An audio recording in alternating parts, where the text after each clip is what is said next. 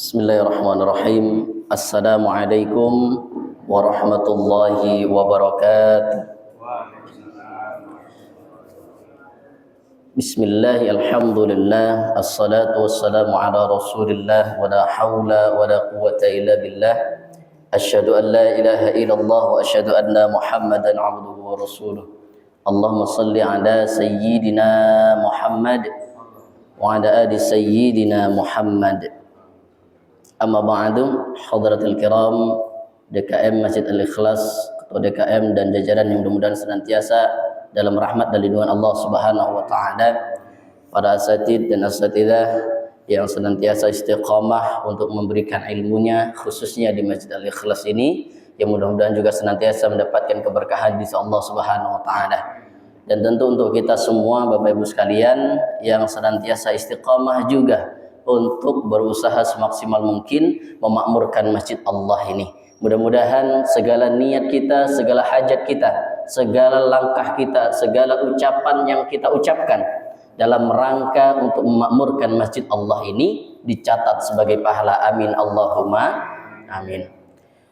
Tadi disampaikan sama Ustadz bahwasanya mari kita dengarkan nasihat dari guru kita. Ini kita klarifikasi dulu Ustadz. Tolong nanti disampaikan kalau ada kesempatan di sini lagi oleh saudara kita atau oleh anak kita. Ya gitu deh. Karena kayaknya agak-agak kurang sopan ini kalau disebut guru, sebut ustadz, ini jauh banget ustadz. Ya, di sini kita ngebadalin aja, ngebadalin Pak Ustadz Haji Hendra, mudah-mudahan beliau juga sehat selalu. Terima kasih ya, ini atas kesempatannya dan mungkin izinnya Pak Ketua ya untuk dapat sedikit berbagi di Masjid Al-Ikhlas ini. Jamaah dirahmati Allah Subhanahu wa taala, mohon maaf nih kalau misalnya nanti dalam menyampaikannya nggak ada lucunya. Ya, karena kita kesini bukan pengen dengerin stand up komedi. Ya, kita pengen sama-sama dapetin ilmu. Nah, ini kita bacakan saja. Jadi ngebacain aja ya Pak ya, ngebacain hadis-hadis maupun ayat-ayat Al-Qur'an yang mudah-mudahan jadi pelajaran untuk kami pribadi dan untuk kita semuanya. Amin Allahumma amin. Jamaah dirahmati Allah Subhanahu wa taala, mungkin sudah dibahas juga oleh guru kita Ustadz Ade Permana di kitab Riyadhus Shalihin bab tentang niat dan lain sebagainya. Nah, ini beliau minta doanya mudah-mudahan Allah segera lekas sembuhkan beliau. Jadi kondisinya alhamdulillah sudah mulai membaik, perban juga sudah mulai dibuka dan sedikit-sedikit beliau sudah latihan jalan dengan tongkatnya. Nah, mudah-mudahan doa dari para jamaah yang tulus ikhlas, para guru, para ustadz, para ulama ini yang kata dokter gitu ya. Kata dokter bisa 3 bulan ini baru sembuh. Tapi kalau karena kekuatan Allah rasanya sebulan 2 bulan juga insya Allah sudah jalan dengan sempurna. Amin Allahumma amin. Jamaah yang dirahmati Allah Subhanahu wa taala, jadi kalau kita bicara tentang niat yang ikhlas ini kayaknya panjang sekali pembahasannya Pak ya. Karena kita pun kadang nggak tahu niat kita ini ikhlas atau tidak gitu. Kadang dari rumah bismillahirrahmanirrahim, ya Allah saya pengen ke masjid salat berjamaah. Tiba-tiba di samping lihat ada tetangga misalnya, kok tiba-tiba punya mobil baru, nggak ada usaha, nuyul apa gimana. Ya, ada aja yang ganggu niat kita tuh, ada aja. Kemudian kita misalnya lagi udah niat, ya Allah bismillahirrahmanirrahim, siapa aja? Bismillahirrahmanirrahim, saya pengen berangkat ke masjid, insya Allah pengen salat berjamaah, pengen ngaji. Di tengah jalan ketemu teman, mau kemana? Sholat. Yuk nongkrong dulu. Oh enggak, saya pengen sholat. Mie ayam gratis. Enggak, rokok sebungkus dah. Ayo jadi jalan. Jadi ada aja pokoknya yang ganggu niat kita ini. Maka niat ikhlas itu benar-benar luar biasa. Gus Baha itu mengajarkan kepada kita ada satu ilmu ataupun pemahaman cara mengajarkan ikhlas itu yang luar biasa. Jamaah sekalian dirahmati Allah, kata beliau, kita untuk mengatakan kalau warna cat ini putih itu butuh sesuatu enggak Pak? Enggak ya. Karena apa? Karena kita tahu, kita ngelihat warnanya adalah putih. Sebagaimana kalau kita ditanya 1 tambah 1 berapa? Pasti jawabannya 2. Dari Cakalele sampai Amerika Serikat juga tetap 2. Dari sini sampai Los Angeles yang lagi kebakaran juga tetap 2. Kan gitu ya.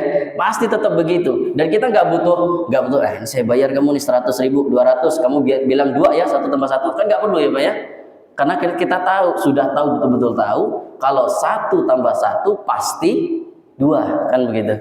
Sehingga kata beliau, untuk mengatakan 1 tambah 1 2 saja kita nggak butuh apa-apa. Masa iya kalau untuk Allah kita butuh syarat? Nantilah saya sholat berjamaahnya kalau saya udah punya kerjaan tetap.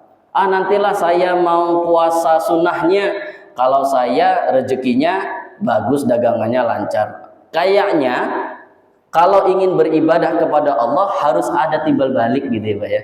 Walaupun sudah pasti kalau kita udah beribadah timbal balik pasti ada. Ini maka untuk mengajarkan ikhlas yang beliau sampaikan itu sangat-sangat luar biasa. Bahkan beliau mengatakan, saya sendiri pun masih belajar gimana sih caranya biar bisa ikhlas. Karena kata Imam Al-Ghazali, al-mukhlisuna fi khatarin. Mohon koreksi kalau salah ya. Orang-orang yang ikhlas itu, orang-orang yang belajar untuk menjadi orang yang ikhlas, memurnikan segala sesuatu karena Allah, itu tantangannya bukan yang lain-lain, Pak. Dalam bahaya besar. Apa bahaya yang mereka akan lewati? Sifat riya dan sum'ah. Riya menampakkan, sum'ah memperdengarkan. Oh, saya nggak pernah kok ngeliatin amalan saya selalu sembunyi-sembunyi, saya tutupi pakai surban kalau sedekah. Misalnya gitu ya, Pak ya. Keluar dari masjid nyerita, tadi masukin amplop berapa? 100. Ke kotak amal 1000. Lah kok cuma 1000? Gak apa-apa, yang penting ikhlas. Itu gara-gara yang penting ikhlas, tiap kotak amal lewat 1000 sebenarnya nggak salah ya ya, nggak salah, yang penting niatnya kan gitu ya. Tapi kalau setiap lewat 1000, nah ini pertanyaan juga ini, yang 100.000 kemana itu? Ke mie ayam apa ke bakso kira-kira? Kan gitu. Nah ini ngelatih ikhlas itu amat sangat luar biasa. Sehingga Allah katakan dalam Al-Quran, ya ini, qala Allah Ta'ala, wa ma umiru illa liya'budullah mukhlishina lahuddin hunafa wa yuqimus salah wa yu'tuz zakah wa dzalika dinul qayyimah. Tiadalah mereka diperintah kecuali supaya menyembah kepada Allah dengan ikhlas dalam menjalankan agama yang lurus dan mendirikan salat, mengeluarkan zakat, itulah agama yang lurus. Ini dalil atau perintah agar kalau kita ibadah itu harus ikhlas.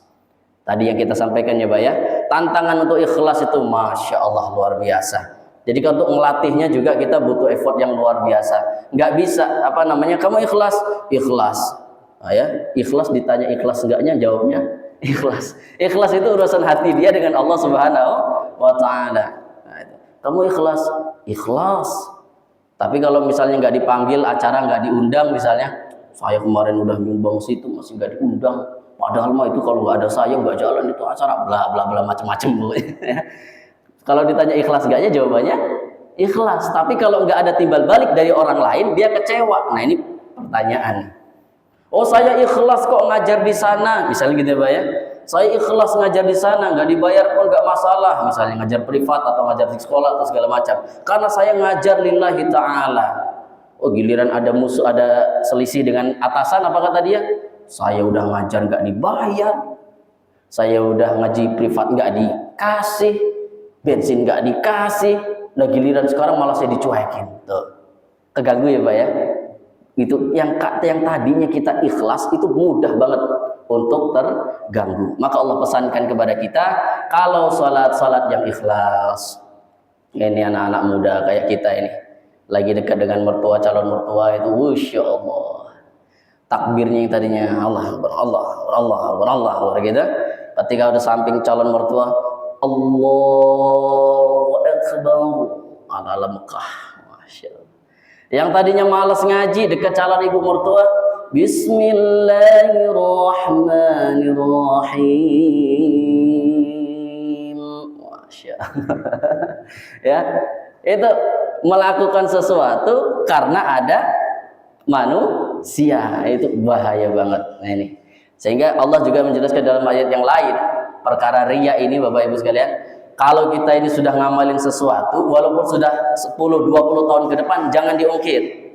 Sehingga pesan, kalau kita buka kitab misalnya Nasaihul Ibad, itu ada tentang beberapa hal yang bisa menyebabkan kita celaka. Apa itu diantaranya? Mengingat kebaikan yang telah lalu. Kita pernah ngasih sesuatu ke orang, ketika kita dalam kondisi yang sama, kita minta tolong, terus gak dibantu, kita ngungkit, hilang pahalanya. Jadi beramal itu mudah, jaga amalan itu yang susah. Iba ya. Kalau beramal itu gampang, sedekah segala macam, kapan aja kita bisa masukin. Tapi untuk jaga ini amal sedekah biar tetap ada catatannya di hadapan Allah nanti, itu yang berat. Kan susahnya di situ, Pak. Kita udah ikhlas nih tahun ini ngasih 100 juta untuk pembangunan masjid gitu misalnya. Beberapa tahun kemudian pergantian gitu ya, dia dicoret, nggak dijadiin apa-apa di masjid misalnya gitu, Pak ya. Langsung inget, masjid itu dulu pas baru bangun, kalau nggak ada saya nggak bakal jadi. Giliran udah jadi saya ditinggal. Wah, itu yang 100 juta hilang nganggur tuh. Kenapa? Karena dia ngungkit kebaikannya. Itu bahaya banget. Bahaya jadi situ, Pak. Sedih kita. Sudah banyak amal, kok tiba-tiba ngadep ke Allah. Ya Allah, saya sholat, saya sedekah, saya zakat, saya puasa segala macam ya Allah. Mana catatannya? Iya, tapi kan kamu riya. Kamu pengen dipuji orang. Ini bahaya sekali dan sangat amat luar biasa tantangan untuk menjaga amal soleh kita itu, Bapak sekalian. Coba kita dengarkan kembali hadis Nabi SAW, kisah dari Yazid. Jadi Yazid ini biasanya mengeluarkan sedekah, Pak. Emang biasa beliau ini mengeluarkan sedekah, dititipkan ke anaknya. Ini tolong sedekah ini kasih ke ketua DKM, bahasanya gitu, Pak ya. Tolong bilangin ini sedekah untuk fakir miskin, kata dia begitu ke anaknya. Sampai di masjid nggak dikasih semua, separuhnya diambil. Sehingga apa? Ini mengadu Yazid ini.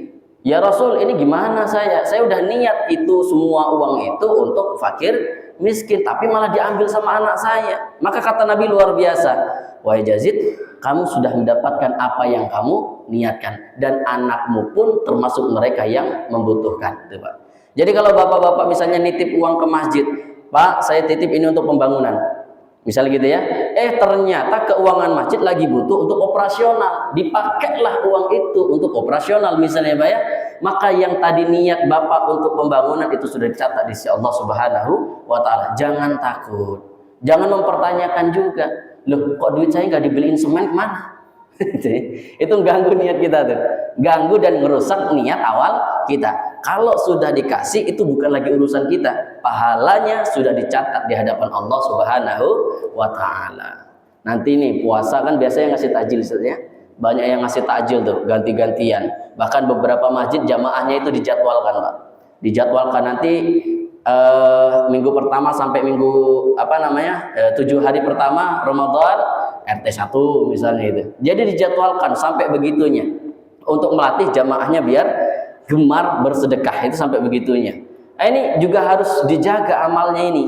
Jangan sampai nanti misalnya kita udah ngasih, ya menurut kita itu enak ya, Pak ya. Ada enak, ada lontong lah, ada gorengan dan segala macam. Kita sudah kasih niat lillahi ta'ala. Tiba-tiba ada yang nyeplos kedenger sama kita. Ini siapa sih yang ngasih lontong kok lontongnya nggak enak? Misal gitu, Pak ya. Padahal menurut kita beli itu barang baru, bukan barang lama misalnya gitu ya. Asli bagus istilahnya begitu, dan kita cicip enak. Lah kok kata orang nggak enak? Kita jangan malah udah dikasih nggak tahu terima kasih. Udah dikasih bukannya terima kasih malah menjelek-jelekin bla bla bla. Udah, kalau nanti ada omongan yang baik ataupun buruk dari orang nggak usah peduliin. Itu salah satu cara biar kita jaga amalan kita, Pak. Biar amalan kita tuh nggak rusak. Kalau sudah kita kasih, apapun kata orang nanti udah nggak usah digubris. Gitu. Kembalikan saja kepada Allah Subhanahu wa Ta'ala. Itu. Kemudian ada nih hadis yang sangat luar biasa juga yang disampaikan oleh Abdullah bin Abbas. Beliau berkata Rasulullah SAW bersabda. Jadi Rasulullah menyampaikan kepada para sahabatnya, innallaha ta'ala katabal hasanati wasayyi'at summa bayyana dzalika faman hamma bihasanatin falam ya'malha katabahu Allah tabaraka wa ta'ala indahu hasanatan kamilatan. Ini hadis luar biasa, Pak. Motivasi untuk kita semuanya. Kata Nabi SAW, Nabi mengatakan bahwasanya Allah Subhanahu wa Ta'ala telah mencatatkan atau telah menegaskan, menjelaskan bahwasanya ada di antara kebaikan dan juga keburukan-keburukan itu. Kalau di antara kita ini sudah niat ngelakuin sesuatu yang baik, maka niatnya itu sudah dicatat satu kebaikan, Pak. Hebat nggak? Saking cintanya Allah dengan kita. Tinggal kitanya membuktikan cinta kita dengan Allah Subhanahu wa Ta'ala itu gimana? Kita sampaikan kemarin dalam khutbah Jumat begini, Pak. Kalau kita memahami hadis ini, rasa-rasanya, kalimatnya begitu, rasa-rasanya nggak mungkin kita ini masuk neraka. Jadi kita latih umat kita ini biar optimis ya Pak ya. Jangan ditakut-takutin sama neraka terus gitu. Tapi yang optimis nggak disampaikan. Jangan seolah-olah kenangan dengan Allah itu hanya tentang neraka gitu. Allah itu maha baik, banyak sekali kebaikan yang Allah limpahkan ke kita. Di antaranya ini, kita niat melakukan kebaikan saja, baru niat, belum ngapa-ngapain Pak, sudah dicatat satu kebaikan. Ini dari sekarang kita udah ada di akhir bulan Rajab ya Pak ya. Niat bismillah ya Allah, kalau saya umur panjang, nanti di bulan Ramadan selama 30 hari saya nggak putus untuk ngasih takjil ke masjid, misalnya begitu. Maka Pak, qadarullah ta'ala misalnya, menjelang Ramadan Allah wafatkan kita, pahala 30 hari itu dicatat oleh Allah sebagai kebaikan. Itu hebatnya niat. Jadi kalau kita nanti malam nih niat bismillah ya Allah, saya pengen tidur cepat nih malam. Nanti malam saya pengen bangun jam 2, saya pengen tahajud sampai subuh. Ada Pak yang begitu Pak? Ada nggak di sini? Masjid dikunci nggak Ustaz? Jadi kalau ada jemaah yang pengen tahajud gimana? Di luar. Ya untuk keamanan juga ya Ustaz ya. Jadi misalnya nih kita niat bismillah ya Allah, nanti malam jam 2 saya pengen tahajud di masjid. Gitu ya. Tiba-tiba masjid dikunci, balik lagi misalnya. Nggak jadi tahajud di masjid, udah tahajud di rumah, sama pahalanya. Bahkan kata Nabi lebih afdalnya kalau sholat sunnah itu berada di rumah. Itu lebih afdal Pak. Sehingga banyak sekali hadis, diantaranya ketika Rasulullah mengatakan, jangan jadikan rumah-rumah kalian seperti kuburan. Maka hiasi rumah itu dengan sholat. Dengan sholat sunnah, bukan sholat maktubah, sholat yang diwajibkan. Nanti kemarin kata Muklis, kata Imam, kalau sholat itu lebih baik di rumah. Nah, ini nanti besok sepi. Ini malam luar biasa, kita baru sekali Pak Haji ya, kita sholat di sini maghrib sampai full ke belakang. Ini satu soalnya berapa Ustaz? Ada 25? Ada 25 ada ya? Masya Allah, 100 lebih berarti. Ini luar biasa. Kalau bukan karena DKM-nya yang merangkul, kayaknya nggak mungkin seperti itu ini. Gimana setipnya Ustaz biar kita bawa pulang ke Gadok ini? Masjid kita makin hari kayaknya makin rapat gitu ya. Kadang full sampai 7 baris, kadang cuma 3 baris. Nah ini kalau subuh berapa Ustaz? Sama 4 sof ya, 4 sof aja udah 100 orang, Masya Allah. Ini luar biasa nih, jaga itu, jaga keistiqomahan biar bisa memenuhi masjid, memakmurkan masjid itu juga termasuk tantangan yang luar biasa. Kembali, niat kita malam ini tahajud, ternyata kesiangan bangunnya karena terlalu capek kerja di siang hari, tapi hati udah bener-bener niat, kelewatan misalnya, maka tetap dicatat satu kebaikan di hadapan Allah Subhanahu wa Ta'ala. Begitupun niat puasa, begitupun niat baca Quran. Maka tapi sebaliknya, jangan karena mendengar hadisnya begini, niat saja sudah dicatat, dah yang penting niat. Ini bukan yang penting niat, tapi niat itu penting. Itu jangan dibalik. Yang penting niat, banyak yang nggak jadi itu amalannya. Nanti saya pengen sholat isya jamaah di masjid. Yang penting niat dulu, udah dicatat pahala. Itu banyak nggak jadinya tuh yang begitu. Banyak nggak jadinya. Nanti saya kalau hari Jumat saya pengen sedekah sekian lah. Cuma niat doang. Karena kata Imam kemarin niat doang dicatat pahala, gitu ya. Banyak nggak jadinya. Tapi kalau berprinsip niat itu penting, maka kalau sudah diniatkan semaksimal mungkin untuk melaksanakan. Wah ini. Jadi niat saja udah luar biasa pahalanya. Niat baca Quran. Kita niat baca Quran walaupun masih terbata-bata. Nah, ini kita malam hari ini sebenarnya ada tahsin Ustaz di masjid. Kita ada tahsin ya. Ada jamaah-jamaah yang sama sekali Pak belum bisa baca Quran. Apa kita merendahkan, meremehkan mereka? Tidak. Justru Allah memuliakan orang yang belajar Al-Quran. Kita sampaikan kepada ibu-ibu, Bu, kalau ibu malu sampai kapanpun nggak bisa baca Quran. Bu, kalau ibu gengsi untuk belajar Al-Quran karena merasa belum bisa, maka sampai kapanpun ibu nggak akan kenal dengan Al-Quran. Sampai kita galakin Pak, kita doa, waj'alhu lana hujjatan. Ya Allah, jadikan hujah nanti dia bagi saya di hadapan-Mu ya Allah. Tapi belajar nggak mau, ngaji nggak pernah, dengar ayat Al-Quran kuping panas. Ini gimana mau jadi dikabulkan itu doa? Kan kira begitu ya. Kita semangatin, Bu. Minimal nanti kalau kita sudah ketemu Allah kita bisa ngeles. Kenapa nggak baca Quran? Ya Allah, saya udah belajar tapi emang saya nggak bisa, mau gimana lagi? Jadi ada ngelesnya dikit. Ada ngelesnya kita di hadapan Allah. Pernah kita berusaha untuk belajar, pernah kita berusaha untuk bisa, qadarullah, Allah juga yang menetapkan ikhtiar kita itu belum ada hasil, nggak bisa, diwafatkan oleh Allah, tercatat pahala di hadapan Allah Subhanahu wa ta'ala. Nanti pede kita jawab di hadapan Allah, ya Allah, saya sudah berusaha berikhtiar, saya belajar, saya cari guru, dan ternyata saya tidak bisa sampai saya wafat. Mohon ini jadikan amal ibadah untuk saya. Ada motivasi juga dari Ustaz Adi Hidayat, luar biasa menyampaikan. Ada orang yang sekali baca itu hafal ya Pak Qurannya. Kita berapa kali baca? Kadang kita pernah coba itu 3 kali baca satu halaman, 5 kali baca, 10 kali baca baru hafal.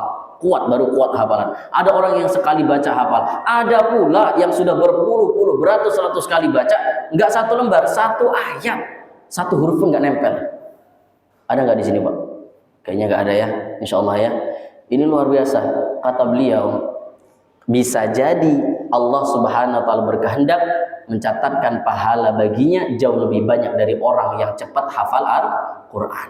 Karena kalau orang cepat hafal, setelah hafal dia pindah, setelah hafal dia pindah, setelah hafal dia pindah, belum tentu dia balik lagi, kan gitu ya. Mohon maaf kita sebutkan, banyak sekarang yang katanya sudah hafal Quran, tapi ketika dites enggak juga, kira-kira begitu. Akhirnya apa? Ini menjadi problem. Karena apa? Latahnya, maaf ini kalau kurang pas juga. Latahnya adalah ketika orang sudah selesai setoran hafalan, langsung dikasih gelar Al-Hafiz. Padahal kan nggak demikian ya, kalau ulama dulu Ustaz ya. Al-Hafiz itu luar biasa. Panggilan Al-Hafiz itu hafal Quran bersama tafsirnya, juga dalil-dalil hadis yang mendukungnya. Berikut juga dengan hadis-hadis Rasulullah SAW. Maka seperti Ibnu Hajar dipanggil Ibnu Hajar Al-Asqalani Al-Hafiz. Al-Hafiz Ibnu Hajar Al-Asqalani. Karena emang luar biasa.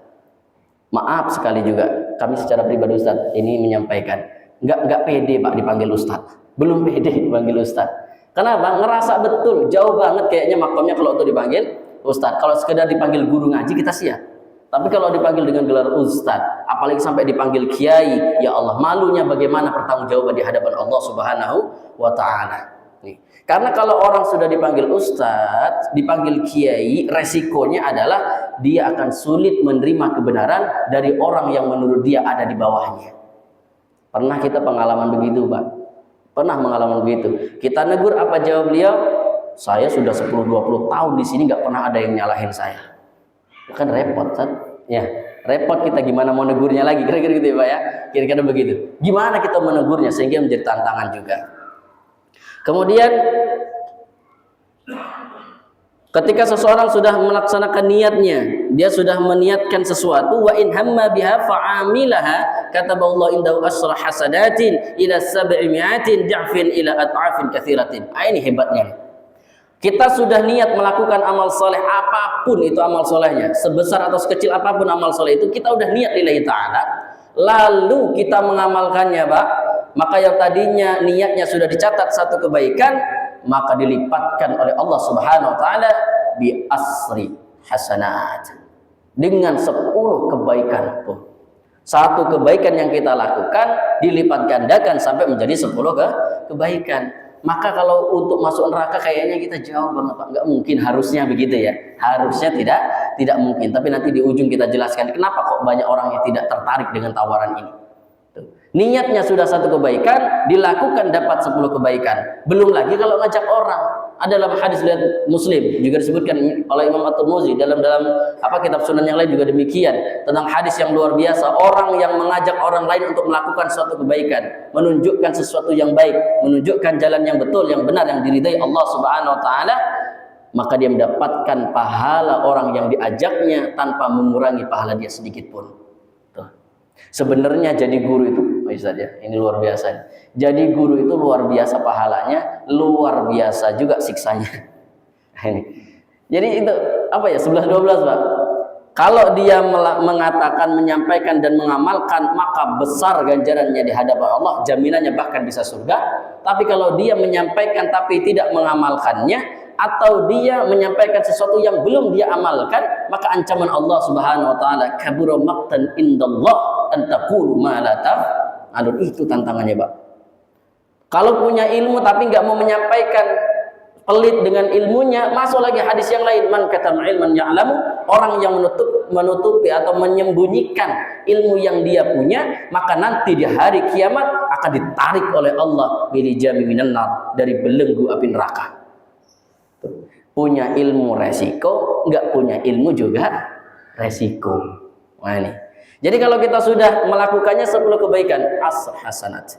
Bahkan ila mi'ati di'fin. Itu hebatnya, Pak. Dari 10 kebaikan, dilipatkan gandakan menjadi 10 sampai dengan 700 kebaikan. Ini kalau kita hitung-hitung, Pak, kita baca bismillahirrahmanirrahim.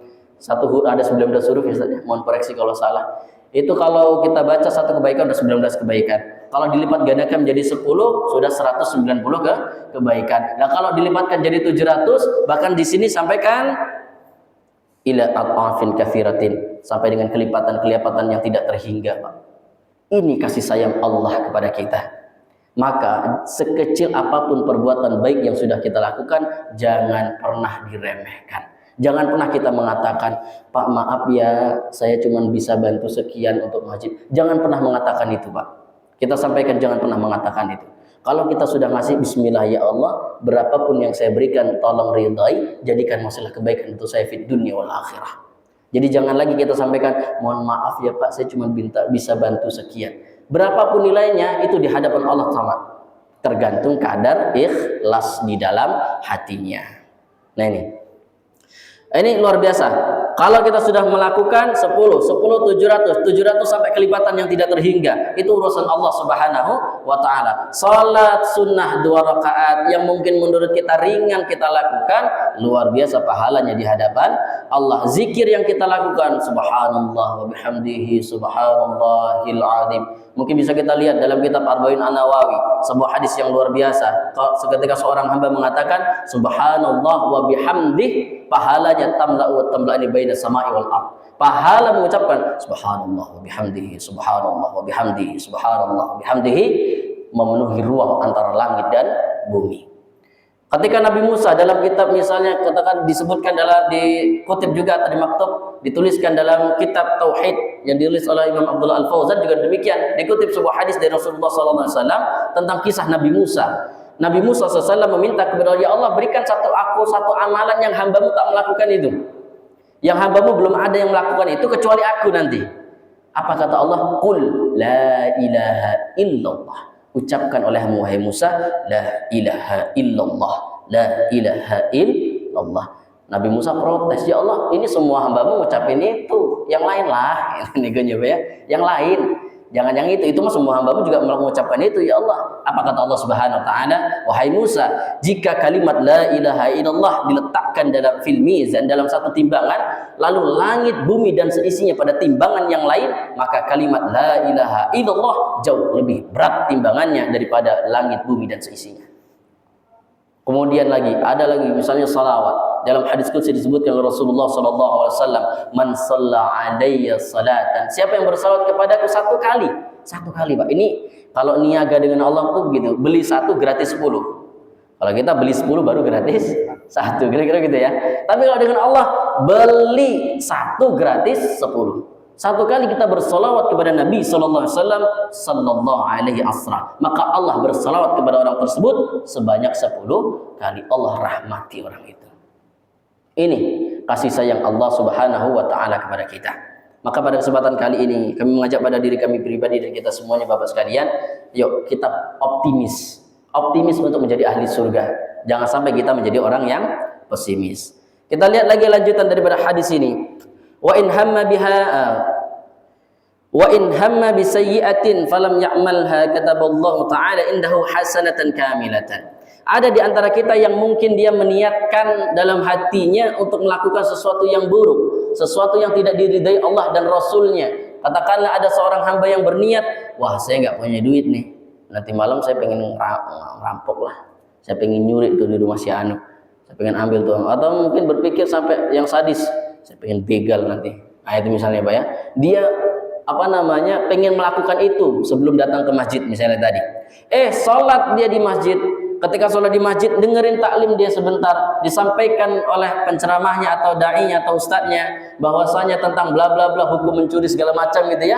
Lalu ketika dia mendengar itu, dia tersadar, lalu ingat, ya Allah, karena ketakutan kepadamu saya batalkan, saya tidak niatkan, saya hilangkan niat untuk melakukan kejahatan itu. Coba. Karena ketakutannya dengan Allah, dia membatalkan perbuatan buruknya, niatnya buruknya tadi, maka dicatat satu kebaikan oleh Allah Subhanahu wa ta'ala.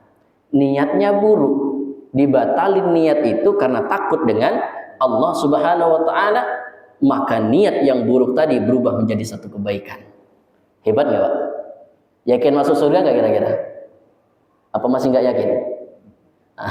Jadi jangan lagi kita, aduh sholat saya masih begini, masuk surga enggak? Saya ini ya Allah, saya ini belum bisa baca Quran, layak enggak? Saya ini masuk surga ya Allah. Bagus mempertanyakan itu, bagus ya Pak ya. Artinya kita sadar diri, tapi jangan sampai kita menjadi orang yang pesimis, karena Allah punya banyak sekali jalan agar kita mendapatkan rahmatnya. Amin Allahumma amin. Banyak jalan Pak. Oh, saya nggak bisa nih dari jalan sholat, saya belum terlalu khusyuk, tapi saya nggak pengen ninggalin sholat, saya pengen 5 waktu jalan terus. Tapi kayaknya kalau ngandelin sholat saya nggak cukup ya Allah. Ya udah, saya lebih harta, saya kasih harta saya untuk di jalanmu ya Allah. Oh, ada orang yang dia sholatnya nggak khusyuk, hartanya juga nggak banyak, atau alias miskin gitu ya, tapi dia punya tenaga yang kuat, badannya seger dan segala macam. Bismillah ya Allah, saya lillahi ta'ala, nanti saya pengen ketemu DKM, saya pengen bersih-bersih masjid aja. Itu mungkin amalan yang bisa saya andalkan nanti ya Allah. Ada dalilnya Pak marbot itu. Siapa dalilnya Pak? Bilal bin Rabah. Itu marbotnya Rasulullah SAW. Orangnya masih di dunia, sendalnya udah kedengeran di surga itu. Saking mulianya, saking hebatnya dia di hadapan Allah dan Rasulnya. Jadi sekecil apapun perbuatan yang kita punya, jangan sampai kita merasa pesimis. Ada catatan pahala di hadapan Allah Subhanahu wa ta'ala. Dan lihatlah bagaimana Allah begitu sayang dengan kita. Wa in hamma biha fa'amilaha kataballahu sayyi'atan wahidatan, muttafaqun alaih. Ada orang yang dia meniatkan sesuatu yang buruk, sudah niat dalam hatinya ingin melakukan sesuatu yang buruk, lalu ternyata dengan penuh kesadaran dia tetap melakukan itu, melakukan keburukan itu, maka dicatat oleh Allah Subhanahu wa ta'ala sebagai satu keburukan. Coba, alangkah sayangnya Allah dengan kita. Melakukan satu kejahatan itu bisa ditebus dengan bacaan Bismillahirrahmanirrahim atau Astaghfirullahaladzim. Nah, problemnya adalah bapak-bapak sekalian dirahmati Allah, kalau kebaikan itu kadang bikin orang cepat bosan. Itu Pak masalahnya, ya Pak ya. Kebaikan itu bikin orang cepat bosan. Pernah nggak bapak-bapak ngalamin? Saya pengen istiqomah sholat tahajud. Malam pertama sholat, malam kedua nambah 4 rakaat, malam ketiga jadi 6 rakaat, malam keempat kesiangan nggak sholat tahajud, malam ketujuh kesiangan lagi, malam ke-8 ngelanjut, sebulan nggak pernah sholat tahajud lagi akhirnya. Puasa sunnah begitu juga. Saya pengen niat puasa sunnah Senin dan Kamis misalnya gitu ya. Oh, minggu pertama lancar, minggu kedua lancar, minggu ketiga ternyata sakit, nggak bisa puasa hari Senin. Karena hari Senin nggak bisa puasa, apa godaan setan? Senin kau nggak puasa, sekalian aja Kamis nggak usah puasa, biar hitungannya pas. Akhirnya apa? Hari Kamis nggak puasa juga. Karena Senin Kamis udah nggak puasa, minggu depannya udah males bawaannya pengen puasa. Sholat duha juga begitu, istiqomah pengen sehari sholat duha 2 rakaat, terus 2 rakaat istiqomah, pokoknya jam 8 harus ke masjid sholat duha terus gitu ya. Seminggu tertib, seminggu lancar. Kata Ustaz, kalau sholat duha itu pahalanya ataupun ganjarannya diantaranya ganjaran dunianya ya Pak, dimudahkan rezekinya oleh Allah Subhanahu wa ta'ala. Setelah seminggu dia sholat duha, kok malah dipecat sama bosnya. Wah, ini nggak benar nih Ustadz. Katanya sholat duha nambah rezeki, saya habis sholat duha seminggu rutin kok malah dipecat. Akhirnya nggak sholat duha lagi. Itu yang susah Pak. Dari kebaikan tuh begitu yang susah. Makanya walaupun tawarannya sudah luar biasa, ini tawarannya dari Allah dan Rasul ini luar biasa tentang pahala, tapi masih banyak orang yang nggak ngedapetin itu Pak. Beda dengan sesuatu yang buruk, mohon maaf. Sesuatu yang buruk, sesuatu yang tidak diridai Allah, itu umumnya bikin candu. Betul enggak Pak? Ya, orang yang nggak pernah minum, maaf betul. Mungkin ada yang pernah di masa lalunya, lalu dia sekarang sudah kembali di jalan Allah, semoga Allah berikan keistiqomahan. Adapun yang belum, maka semoga Allah berikan hidayah. Amin ya rabbal alamin. Kita semua ini adalah pendosa, cuman beda cara buat dosanya. Maka kita harus sama-sama wasari'u ila maghfiratin min rabbikum. Buru-buru untuk kembali kepada Allah, istighfar kepada Allah Subhanahu wa taala. Kembali lagi, ada orang yang tadinya nggak pernah minum atau nggak pernah judi gitu ya, ini judi online ini luar biasa nih. Nah, katakanlah judi, dia nggak pernah nih melakukan judi online. Sekali dia pasang, dia spin, ternyata apa bahasanya itu? WD kalau nggak salah ya. Lalu dia apa WD apa jackpot sih istilahnya. Pokoknya ada istilah-istilah begitulah ya. Intinya menang lah gitu. Ketika dia main game itu ternyata menang, dapat tadinya 100.000 masukin dapat 2 juta. Yakin bakal ketagihan terus menerus, bahkan walaupun sudah berkali-kali dia gagal, uangnya sudah berpuluh-puluh juta dia habis, dia akan tetap melakukan itu. Karena kenapa? Nyandu, Pak. Jadi kalau orang sudah candu itu nggak peduli negatifnya ya, Pak ya. Kalau orang udah candu ya lanjut aja terus, kan kira-kira begitu. Ini bahayanya sesuatu yang buruk. Miras juga demikian. Pernah guru kita menceritakan ada seorang yang ahli ibadah, bahkan sampai dia membuat tempat ibadahnya di atas bukit. Setiap hari dia ke sana, habis pulang kerja dia ke sana beribadah, berzikir kepada Allah. Setan merubah wujudnya menjadi seorang manusia, dia beribadah menangis di tempat ibadah orang soleh tadi. Lalu ketemu, heran, kayaknya di kampung ini saya lah yang paling rajin ibadahnya. Kok ini ada orang yang sampai nangis-nangis di doa? Sampai begitu, Pak, heran dia. Sehingga iblis ini tadi ketika ditanya, ya Syekh, kok kau begitu khusyuk istighfar, kau begitu khusyuk ibadah? Apa kata syaitan? Iya, karena saya telah melakukan dosa. Loh, emang kalau sudah ngelakuin dosa bisa khusyuk ibadah? Iya, karena kalau orang sudah ngelakuin dosa itu beda ibadahnya. Dia ngelakuin sesuatu yang buruk, yang dosa, yang maksiat, lalu dia bertobat, itu beda dengan tobatnya orang yang nggak ngelakuin kesalahan. Kenapa? Karena kalau orang yang sudah buat dosa itu nyadari kesalahannya dulu ya, Pak ya. Sehingga apa? Dia lebih semangat untuk beribadah. Secara logika masuk, ya, bisa diterima akal gitu ya, bisa diterima akal. Benar juga. Orang kalau sudah buat salah, pasti istighfarnya itu lebih kencang daripada orang yang nggak buat salah. Oh gitu ya. Iya. Karena saya buat begini, makanya saya nyesal, saya taubat dengan Allah. Lalu digodalah. Karena saya lihat nggak ada di sini yang lebih soleh daripada saya, kata ahli ibadah tadi. Sehingga apa? Apa yang bisa saya buat sehingga saya bisa lebih khusyuk daripada kau? Niatnya sih bagus, pengen lebih khusyuk ya, Pak ya. Tapi jalannya salah. Udah masuk perangkap setan. Gimana lah caranya biar saya ini bisa lebih khusyuk dari kau dalam ibadah? Apa kata setan? Bunuhlah satu orang, maka kau akan khusyuk dalam ibadah. Kau akan khusyuk dalam pertaubatanmu. Suruh bunuh, Pak. Apa kata ahli ibadah tadi? Saya tidak pernah melakukan perbuatan sekeji itu. Saya nggak mungkin bisa melakukannya. Kalau kamu tidak bisa, maka berzinalah dengan seorang perempuan. Apa kata ahli ibadah tadi? Apalagi itu. Saya nggak pernah melakukan perbuatan keji seperti itu. Saya nggak bakal bisa melakukannya. Oh, kalau kau bunuh nggak bisa, zina nggak bisa, maka cobalah untuk minum minuman keras. Lalu turun dia dari bukit, bahasanya mampirlah dia ke warung. Mampir ke warung, ternyata yang jaga warungnya itu perempuan yang cantik. Lalu diberikan dia minum. Namanya orang nggak pernah minum ya, Pak ya. Baru segelas juga udah kelenger, gitu ya. Wah, udah hilang akal lah kira-kira begitu. Sehingga dalam keadaan hilang akal, melihat perempuan cantik, dia tergoda, maka dia berzina dengan perempuan itu. Dalam keadaan seperti itu, suaminya pulang dari pekerjaannya, melihat istrinya dilakukan demikian, nggak terima, berkelahi, terbunuh suaminya. Tuh. Dari satu perbuatan merembet ke perbuatan yang lain. Dari satu dosa minum minuman keras merambat kepada dosa yang lainnya. Tuh bahayanya. Sehingga ketika dia disalib atau dihukum, dia minta pertolongan kepada setan. Kau yang mengarahkan aku untuk seperti ini, maka berilah pertolongan kepadaku. Kalau kau pengen aku tolong, kedipkan matamu sebagai tanda taat kepada kata setan. Sehingga apa? Dia kedipkan matanya dan dia wafat dalam keadaan itu, wafat dalam keadaan su'ul khatimah.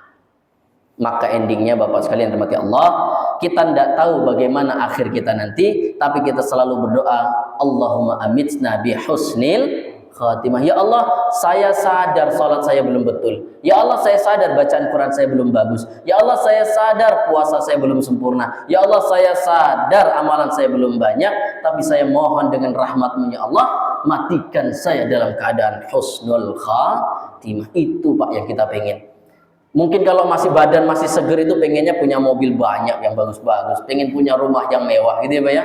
Hasrat kalau lagi badan lagi sehat lagi seger, pengen pekerjaan yang mapan, pengen jabatan yang tinggi, pengen istri lebih dari satu, macam-macam keinginan orang kalau lagi sehat badannya. Tapi kalau dia sudah ringkih, dia sudah sepuh, lalu dia sudah sakit-sakit, dia sudah menatap kematiannya, nggak ada lagi yang dipengen dari dunia ini. Jangankan untuk mobil, jangankan untuk rumah, sesuap nasi pun dia sulit untuk menelannya. Sampai akhirnya dia mengatakan, ya Allah, saya tidak butuh apa-apa lagi selain mati dalam keadaan husnul khatimah. Mudah-mudahan kita termasuk hamba yang demikian. Amin Allahumma amin. Jamaah terhormat Allah Subhanahu wa taala, ini sudah jam 19.30. Mudah-mudahan ada manfaatnya. Mohon maaf Ustaz kalau ada kekeliruan, kurang tepat dari sebagian dari apa yang kami sampaikan. Tentunya ini untuk menjadi pelajaran bagi kami pribadi, bagi imam pribadi, dan mudah untuk kita semuanya, sehingga kita menjadi hamba Allah yang optimis. Kita bukan jadi hamba Allah yang pesimis. Karena kita ini hamba dari Rabb yang Maha Rahman, yang Maha Rahim, yang Maha Ghafar, yang Maha segala-galanya. Tidak mungkin Allah itu menginginkan kesengsaraan untuk kita. Tapi kadang hambanya inilah yang menjerumuskan dirinya dalam kesengsaraan. Sehingga kita minta kepada Allah dalam salat kita, ihdinas siratal mustaqim, ihdinas siratal mustaqim. Ya Allah, lemahnya akal kami, lemahnya hati kami, lemahnya diri kami untuk menahan nafsu kami, maka tunjuki kami jalan yang lurus ya Allah. Dan mudah-mudahan kita termasuk orang-orang yang beruntung itu masuk ke dalam surganya Allah Subhanahu wa taala dengan rahmat Allah. Amin amin ya rabbal alamin. A'udzubillahi minasyaitonir rajim. Bismillahirrahmanirrahim. Alhamdulillahirabbil alamin. Hamdan liman hamda syakir hamdan yafi ni'amahu yukafi mazidah. يا ربنا لك الحمد كما ينبغي لجلالك الكريم وعظيم سلطانك. اللهم صل على محمد، اللهم صل على محمد وعلى ال محمد. اللهم اغفر لنا يا رحمن، اللهم اغفر لنا يا رحيم، اللهم اغفر لنا يا الله يا ارحم الراحمين. اللهم اغفر لنا ذنوبنا يا رب، اللهم اغفر لنا ذنوبنا ولوالدينا وارحمهما كما ربياني صغيرا. اللهم اجعلنا من عبادك الصالحين، اللهم اجعلنا من عبادك المتقين، اللهم اجعلنا من عبادك المحسنين برحمتك يا ارحم الراحمين. اللهم انك عفو كريم تحب العفو فاعف عنا، فاعف عنا يا الله، فاعف عنا يا رحمن، فاعف عنا يا رحيم، فاعف عنا يا ارحم الراحمين. اللهم هون علينا يا الله في سكرات الموت، اللهم هون علينا في سكرات الموت، اللهم هون علينا في سكرات الموت ونجاة من النار والعفو عند الحساب. اللهم انا نسألك يا الله حسن الخاتمة، اللهم انا نسألك حسن الخاتمة، اللهم انا نسألك حسن الخاتمة. Mari beristighfar kepada Astaghfirullahaladzim, innahu kana ghaffara. Astaghfirullahaladzim, innahu kana ghaffara. Astaghfirullahaladzim, innahu kana ghaffara. Allahumma amitna bihusnil khatimah wa na'udzu bika min su'il khatimah. Rabbana zalamna anfusana, Rabbana zalamna anfusana, Rabbana zalamna anfusana wa illam taghfir lana wa tarhamna lanakunanna minal khasirin. Rabbana atina fid dunya hasanah wa fil akhirati hasanah wa qina adzaban nar. Subhana rabbika rabbil izzati amma yasifun wa salamun alal mursalin walhamdulillahi rabbil alamin. Atas segala kelafaan, kesalahan dan kekhilafan, mohon maaf, mohon bimbingan dan arahannya. Semoga kita menjadi hamba Allah yang terbaik. Assalamualaikum warahmatullahi wabarakatuh.